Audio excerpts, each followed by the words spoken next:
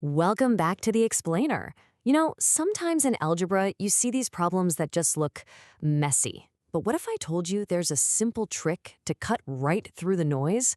Well, today, we're talking about exactly that. It's called the quotient rule. I love this way of thinking about it. It really is like a war of exponents, isn't it? Multiplication builds up your army of variables, and then division, well, that's where the battle happens. Today, we're giving you the ultimate battle plan for winning the division skirmishes. So here's our game plan for today. We'll start with the exponent war. Then we'll get into cracking the code. After that, it's all about mastering the moves, watching out for traps and pitfalls, and finally, we'll take a look beyond the classroom. Let's get started. Okay, first up, the exponent war. Let's set the stage and pose the problem. Okay, picture this. You're looking at your homework and you see this. X to the 7th divided by x to the 3rd. I mean, what do you even do with that? Your first instinct might be to panic a little, right? But don't worry, there is a way to solve it, even if it's kind of the scenic route. So, yeah, you could tackle this the long way. It's the brute force method.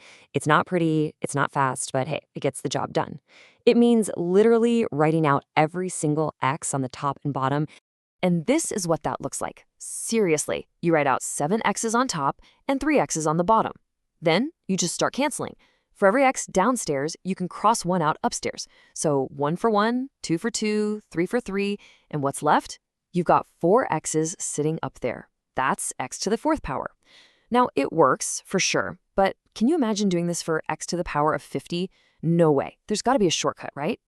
And you bet there is. This brings us to section 2, cracking the code. It's time to reveal the shortcut, the cheat code, really, that's going to save you so much time.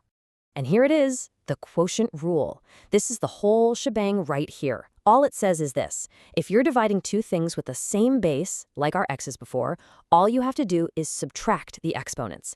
And it's always top minus bottom. So for that x to the 7th over x to the 3rd problem, you just do 7 minus 3, which is 4. So the answer is x to the 4th. Bam. Done. See? Same answer, but it took like 2 seconds. Okay, so now that we know the secret code, it's time to get some practice in. Let's master the moves. We're going to run through a few examples, starting easy and then ramping it up. All right, example 1, super basic one to start. We've got y to the 10th divided by y to the 4th. So think back to the rule. What's the very first thing we need to check? Step 1, do the bases match? Yep, they're both y. We're good to go. Step 2, subtract the exponents. Remember, it's always top minus bottom. So 10 minus 4 is 6. And that's our answer. It's just y to the 6th. See how easy that is? Okay, ready for level 2? Let's throw a little curveball in there. What happens when you have these big numbers out front? These are called coefficients. Our problem is 20x to the 8th divided by 4x to the 3rd. Let's see how to handle this. The key here is to treat it like two mini problems. First, just look at the big numbers, the coefficients. You've got 20 divided by 4. That's just a regular division problem, right? The answer is 5. Now, for the second part, you look at the variables. We've got x to the 8th over x to the 3rd. We use our new rule, 8 minus 3 is 5, so that's x to the 5th. Now you just stick them back together. Our final answer is 5x to the 5th power. All right, you're doing great. Let's try one more. This one looks a little wild because it's got multiple variables.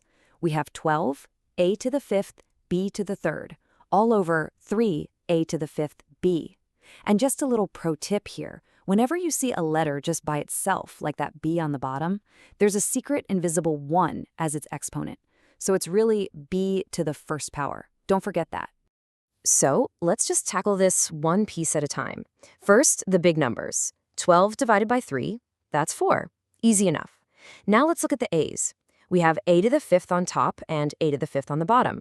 So we subtract the exponents. 5 minus 5 is 0. Now this is cool. Anything to the power of 0 just equals 1, which basically means the a's just disappear. They've completely canceled out. Okay, last part, the b's. We've got b to the 3rd on top, and remember that invisible 1, so it's b to the 1st on the bottom. 3 minus 1 is 2, so we're left with b squared. Now we just put together everything that's left. We have the 4, and we have the b squared. So the final answer is 4b squared. Okay, so you're feeling pretty confident now, right? But hold on. Like any good video game, there are some traps you need to watch out for. Let's talk about the most common mistakes people make so you don't fall for them. Okay, look closely because these are the two big ones. The first trap is mixing up the rules. You see x to the 10th over x squared, and your brain goes, oh, division, and you do 10 divided by 2 is 5. Nope, that's wrong. For the little exponent numbers, you have to subtract. 10 minus 2 is 8. The answer is x to the 8th. Now, the second trap is doing the exact opposite mistake with the big numbers. You see 10x to the 5th over 2x squared, and you think, oh, I'm subtracting exponents, so you subtract the 10 and 2. Again, wrong. You have to divide the big coefficients. 10 divided by 2 is 5. So just burn this into your brain. Divide the big numbers, subtract the small exponents. All right, you've got the rule, you know the traps to avoid, but I know what you're thinking. It's the question every math student asks. Am I ever actually going to use this in real life? Well, let's find out. Time to go beyond the classroom. Believe it or not, this stuff is huge in fields like sound engineering. You know the decibel scale, right, for measuring how loud something is? Well, that whole scale is logarithmic, which is just a fancy way of saying it's all about powers of 10. So when an audio engineer needs to figure out how much a sound signal weakens over a speaker cable, they're literally dividing powers. They're using the quotient rule without even thinking about it. It's built right into their calculations. So there you have it, the quotient rule decoded. But if you were paying attention, you might have noticed we opened up a whole new can of worms. Remember when our a's disappeared? We got an exponent of 0. What does that even mean? And what if you had, I don't know, x to the 3rd on top and x to the 7th on the bottom? You'd get a negative exponent. What in the world is that? Well, that, my friends, is a topic for another time. Thanks for sticking with me today.